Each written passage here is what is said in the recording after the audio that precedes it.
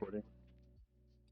Yeah, I did a whole intro and I wasn't recording, so I'm glad I got that out the way. So God told me a while ago do two things: get as close to Him as possible, and bring as many people with Him that I could. And I haven't been doing that. And I think since I have not yet yielded to my assignment, the world has not yet yielded to me, and it hasn't been great. And so I went back and listened to what He told me because I was posting videos a while ago on my TikTok, and the second you start posting, imposter syndrome starts to kick up. And so I went back and listened to what He told me. He said, get as close to me as possible and bring many people with you that you can. And so taking that into account, He didn't say learn the word, study the word, figure out everything you need to know, and then try to go out and get many people and bring them to me. He didn't say that. He just said, get close to me, bring people with you.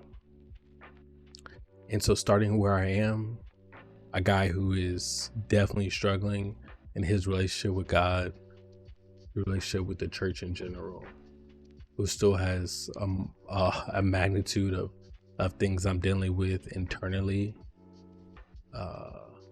not even being employed right now, not even knowing what my next step is right now. And for him to keep screaming this at me, I thought it was kind of crazy and wild. But when God tell you do something, boy, if you don't do it, man, that thing just go. Thank goodness recently, especially in these past couple, I guess in the last year, Christianity has leveled up. I guess I just see it more because I guess that's what I'm looking for. Side note, the internet is a wonderful place. You find exactly what you're looking for. So just to say that again. Anyway, and so there's no other way to God but through His Son. So we're going to start there with just the life of Jesus. I'm not going to read. I don't really know. I'm going to play it, and so that the people who want to learn it but they're struggling just sitting down and reading it, I'm going to play the audio version of it so we could just listen. And I'm really not gonna, I don't know how this is gonna go. I really don't. I'm honestly trying to record this in a way where I'm not trying to do too many edits and cuts and things of that nature, because I have no idea what I'm doing at all. And so I'm trying to be super precise with what I'm doing and how I'm doing it. And so we're going to play the audio version of this. Depending on what's said, I may or may not give a word or two on the subject.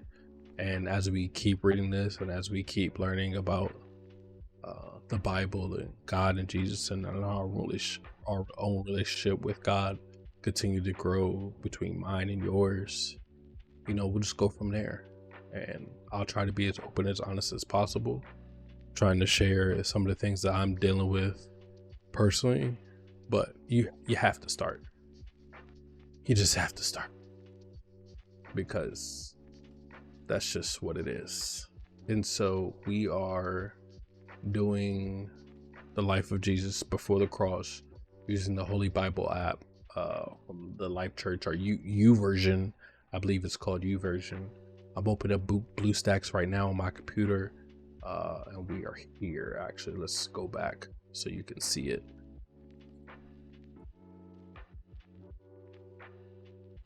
So we are here.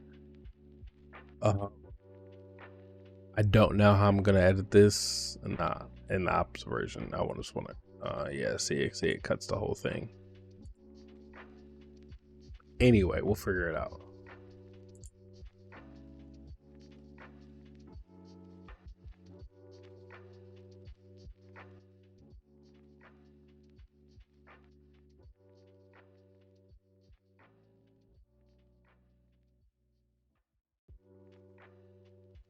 Stop playing.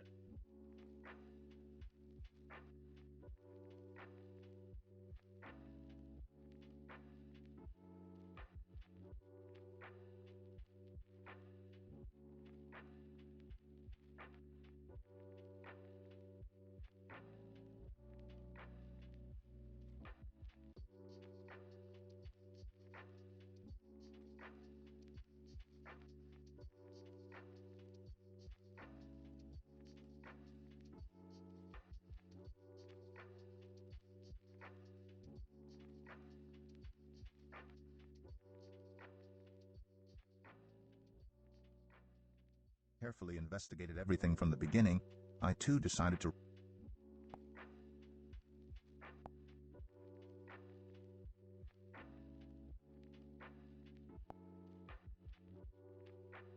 There we go. All right, now we in business. Many have undertaken to draw up an account of the things that have been fulfilled among us, just as they were handed down to us by those who from the first were eyewitnesses and servants of the word.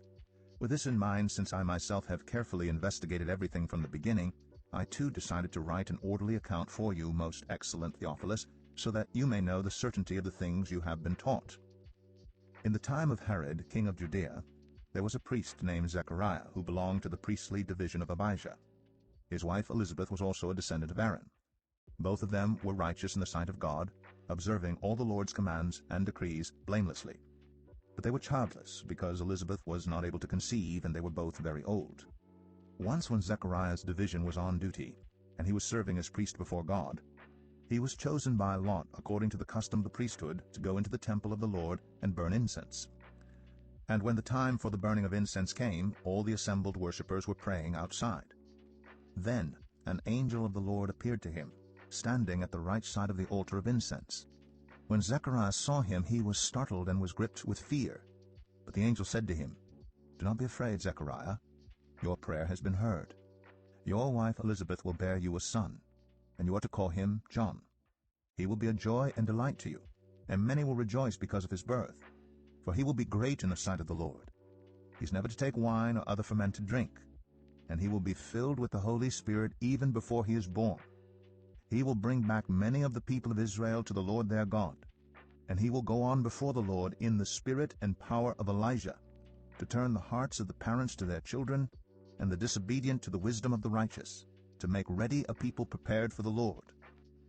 Zechariah asked the angel, "How can I be sure of this? I am an old man, and my wife is well along in years."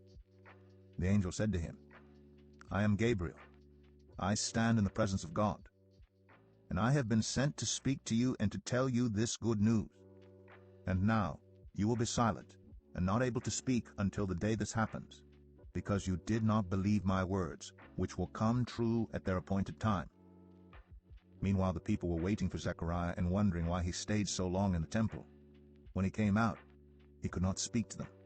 They realized he had seen a vision in the temple, for he kept making signs to them, but remained unable to speak. When his time of service was completed, he returned home. After this, his wife Elizabeth became pregnant, and for 5 months remained in seclusion. "The Lord has done this for me," she said. "In these days he has shown his favor and taken away my disgrace among the people."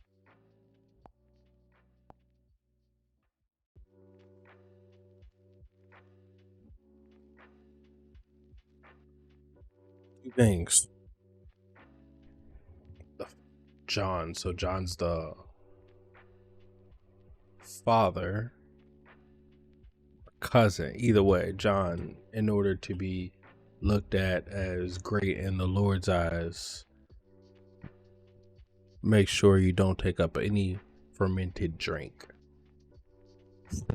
That's a tough one. Another one, don't you dare question me. That's what I just got reading that. So we're gonna keep it simple, kind of like that. No cuts. I think I just have to cut out that one part where I have to do that. All right, man. Look, stay blessed by the best. I love you all. See you soon as possible.